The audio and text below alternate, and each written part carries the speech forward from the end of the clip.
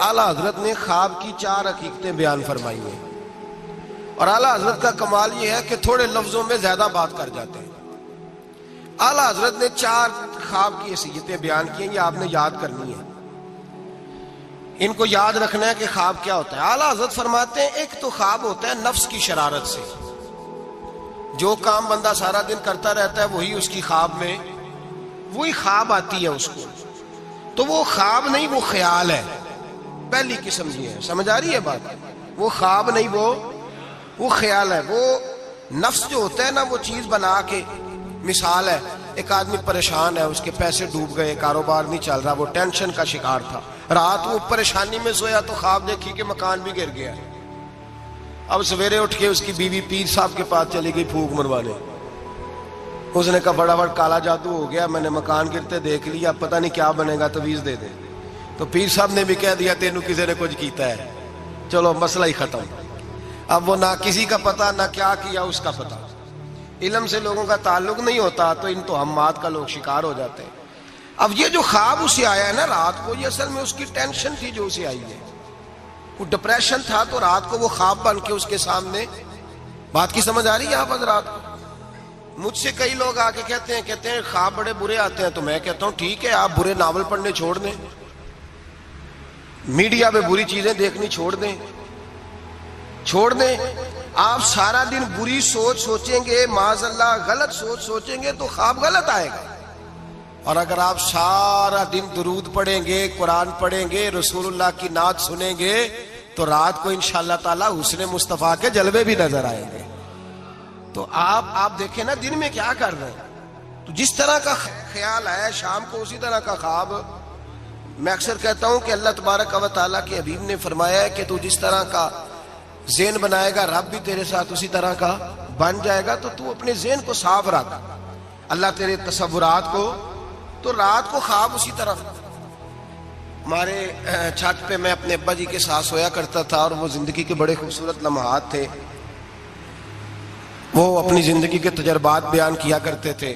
تو یہ جو موسم آتا تھا گرمیوں کا، اس موسم میں آپ کو پتہ ہے کہ گھروں میں جو ہماری طرح کے غریب گھرانے ہوتے تھے وہ چھت پہ 4 پائی لگایا کرتے تھے، تو چھت پہ سویا کرتے تھے، تو ساتھ ایک پڑوسی رہتا تھا جو بس پہ نا بیچارہ مزدوری کرتا تھا، کیا کنڈکٹر کہتے ہیں کلینڈر کہتے ہیں، تو وہ جو رات ذرا نیند آنے کا وقت ہوتا تو وہ سواریاں چڑھانی شروع کر دیتا، کہتا جس نے مرید کے جانا ہے آ جاؤ، وہ شور کرتا، تو کہتا لاہور والے فٹافٹ آ جائیں، پھر کئی دفعہ وہ رستے میں شجرے والوں کو اتارنا بھی شروع کر دیتا، تو شور کرتا اونچی اونچی آواز میں۔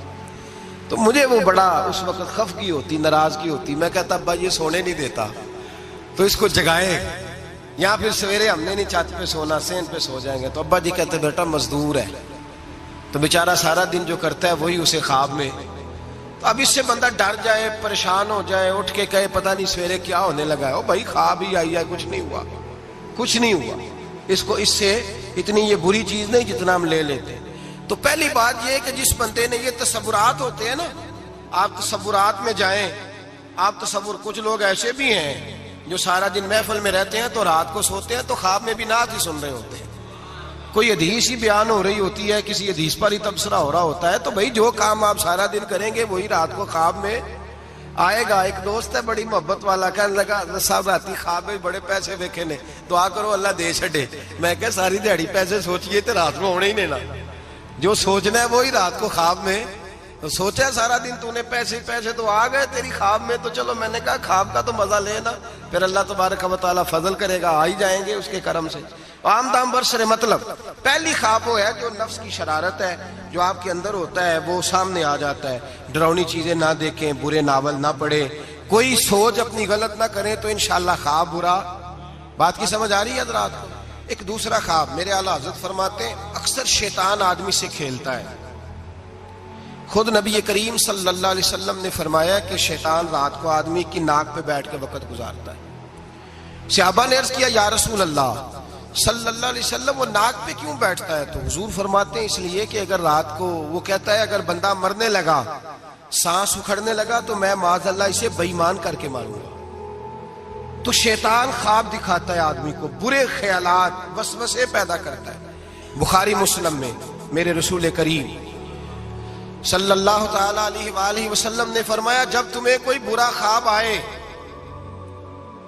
تو شیطان تم سے کھیل گیا، جب تم کوئی برا خواب دیکھو تو یہ بخاری مسلم ہے، اور 3 نسخے حضور نے بیان فرمایا تم نے اپنی بائیں جانب منہ کرنا ہے اور 3 دفعہ تھوکنا ہے، ضروری نہیں کہ تھوک ہی آئے، تھو ہی کر دیں، اپنی الٹی طرف جاگ رہے ہیں آپ لوگ، بات کی سمجھ آ رہی ہے؟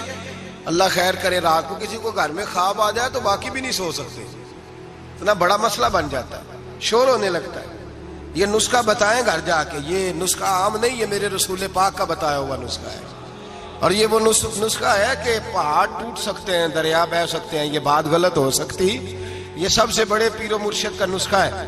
میرے رسول کریم صلی اللہ علیہ وسلم نے فرمایا بائیں جانب 3 دفعہ تھو کرے، تھوکے، اور 3 دفعہ اعوذ باللہ پڑھے، اور پھر حضور نے فرمایا خواب کا کسی سے ذکر نہ کرے، کسی کو خواب سنانا، ڈراؤنا خواب آئے تو کسی کو سنانا، بیان نہیں کرنا، یہ حکم دیا نبی پاک نے، ہمیں نصیحت فرمائی ہے۔ فرمایا الٹی جانب منہ کر کے 3 دفعہ تھوک دے، اعوذ باللہ پڑھ دے، کسی کو بتائے نہ، 3 باتوں پہ عمل کرے۔ اللہ کے رسول بیان کرتے ہیں کہ اس کا خواب اسے نقصان نہیں پہنچائے گا، وہ خواب نقصان، کتنا بڑا مسئلہ حل ہو گیا، کتنا بڑا مسئلہ ہے۔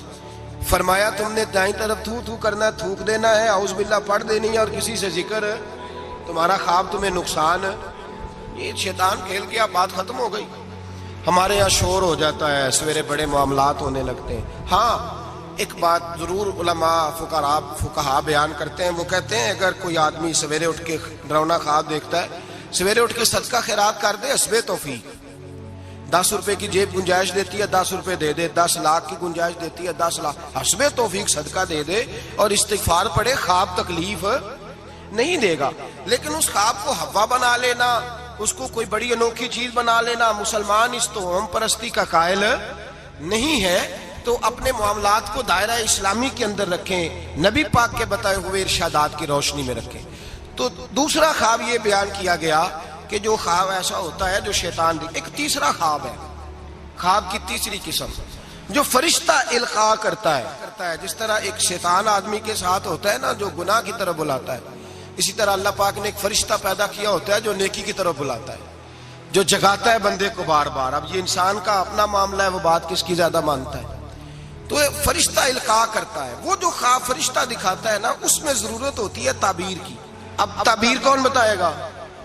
وہ جو طوطا لے کے بیٹھا سڑک پہ، وہ تعبیر بتائے گا، یا جس نے سارے بازو پہ کڑے پہنے ہوئے ہیں اور سارے ہاتھوں پہ چھلے پہنے ہوئے، وہ تعبیر بتائے گا؟ بابا جی سرکار تعبیر کون بتائے گا؟ وہ بندہ تعبیر، ہر عالم بھی تعبیر نہیں بتائے گا۔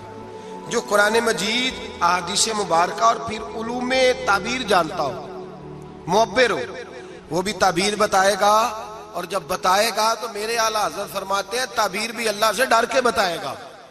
یہ نہیں کہے گا کہ جو میں کہہ رہا ہوں اسی طرح ہے، وہ یہ تعبیر کرے گا، وہ کہے گا جو میری سمجھ میں آیا میں نے بتا دیا، باقی حقیقت کا علم یا اللہ جانتا ہے یا اللہ کے رسول جانتے ہیں۔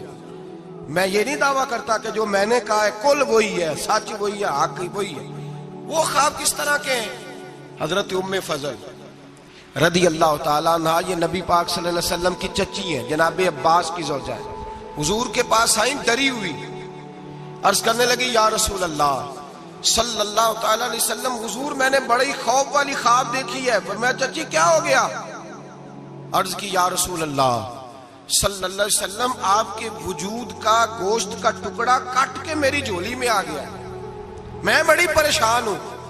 اللہ کے رسول سن کے مسکرائے، فرمایا یہ پریشانی والی خواب تو نہیں، تو خوشی والی خواب ہے۔ کہا یا رسول اللہ کیا خوشی؟ فرمایا میری فاطمہ کو اللہ بیٹا دے گا اور وہ تیری گود میں کھیلا کرے گا۔ اللہ میری فاطمہ کو بیٹا دے گا، وہ تیری گود میں کھیلے گا۔ امام حسن پیدا ہوئے، میرے رسول پاک نے پیدا ہوتے ہی کان میں اذان دی اور فرمایا چچی کو تو بلاؤ، حاضر ہوئی۔ فرمایا یہ لو، اللہ نے تمہارا خواب پورا فرما دیا ہے، اللہ نے تمہارا خواب پورا کر دیا ہے۔ نبی کریم صلی اللہ تعالی علیہ وسلم نے فرمایا رات میں نے خواب دیکھی ہے۔ حضور فرماتے ہیں میں نے خواب دیکھی۔ حضور کیا؟ فرمایا لوگوں نے قمیضیں پہنی ہیں، کسی کی قمیض پیٹ تک ہے، کسی کی سرین تک ہے، کسی کی گھٹنوں کے نیچے تک ہے۔ عمر میں نے تمہیں دیکھا ہے اتنی لمبی قمیض پہنی ہوئی تھی کہ تمہاری ٹخنوں تک جا رہی تھی۔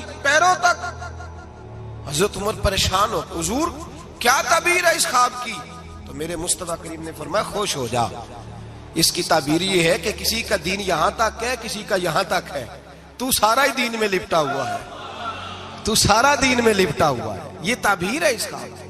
تو ایک خواب وہ ہے جو محتاج تعبیر ہے، جو کسی معبر کے پاس جائیں، اس کو کہیں کہ میں نے یہ والی چیز دیکھی ہے تو مجھے اس کی تعبیر بتائے یہ کیا ہے، اپنی مرضی، اس کے لیے ضرورت ہوتی ہے۔ حضرت جنید بغدادی رحمت اللہ تعالی علیہ کا مرید تھا، تو وہ کہنے لگا لوگوں سے کہ اب مجھے پیر صاحب کی ضرورت نہیں، ہمارے معاشرے میں تو خیر کسی کو بھی پیر صاحب کی ضرورت نہیں، سارے سیانے ہیں، اس زمانے میں تو کسی کو بھی نہیں۔ تو وہ کہنے لگا مجھے ضرورت نہیں پیر صاحب کی۔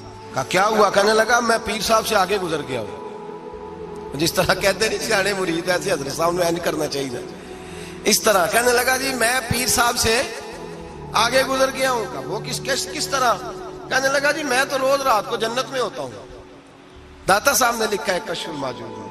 تو حضرت جنید بغدادی رحمت اللہ علیہ کو کسی نے آ کے بتایا تو آپ تشریف لے گئے، فرمانے لگے یار کس جنت میں ہوتا ہے؟ کہنے لگا بابا جی آپ تو بیٹھے ہوتے ہیں بغداد کی مسجد میں، تو میں تو رات جنت کی سیر کرتا ہوں۔ فرمانے لگے آج رات جنت جائے تو ایک دفعہ لاہور بھی پڑھ لینا۔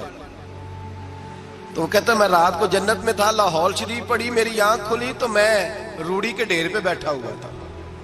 دوڑا گیا حضرت جنید بغدادی کو، حضور یہ کیا ہے؟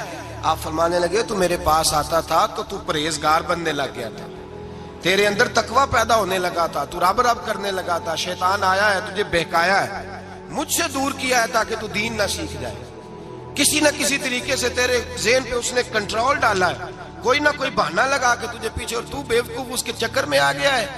لیکن میں تجھ سے ناراض نہیں ہوں گا، میرا تیرا رشتہ دینداری کا رشتہ ہے، تو آ جا نئے سرے سے رب رسول کا دین سیکھ، میں تیری نئے سرے سے تربیت کرنے کو تیار ہوں۔ تو میرے بھائی محتاج، آپ کو کوئی ایسا خواب آئے تو وہ تعبیر کا محتاج ہے، اس کی تعبیر پوچھیں کسی بندے سے، معبر سے پوچھیں، اس سے پوچھیں کہ اس کا کیا مطلب ہے، خود بخود گھڑ نہ لیں۔ اور وہ بھی میں نے کہا تعبیر بتانے والا بھی حتمی علم تو امام مالک سے ہارون رشید نے کہا اس سوال کا جواب دیں۔ فرمانے لگے مجھے نہیں آتا۔ تو کہنے لگا اتنے بڑے امام ہو تو اس سوال کا جواب نہیں آتا؟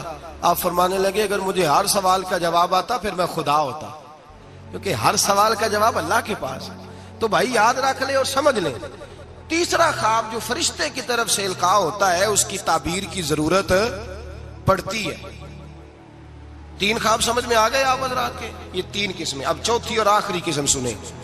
اعلیٰ حضرت فرماتے ہیں چوتھا خواب وہ ہے جو خالصتاً اللہ کی طرف سے بندے کو نصیب ہوتا ہے، اس میں کسی تعبیر کی ضرورت، کسی تشریح کی حاجت، وہ کھل کے آتا ہے، کھل کے وہ خواب آتا ہے، اور اس خواب میں اللہ بڑا کرم فرماتا ہے، مہربانی کرتا ہے، وہ خواب ایسا ہوتا ہے۔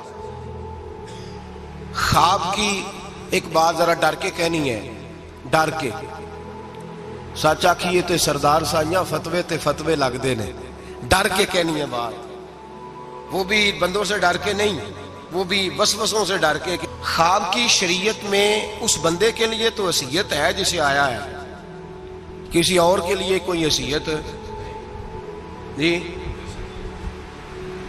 میں بات کرتا ہوں نا تو کہتے ہیں جی آپ سخت جملہ کہہ جاتے ہیں، تھوڑی نرمی رکھا کریں۔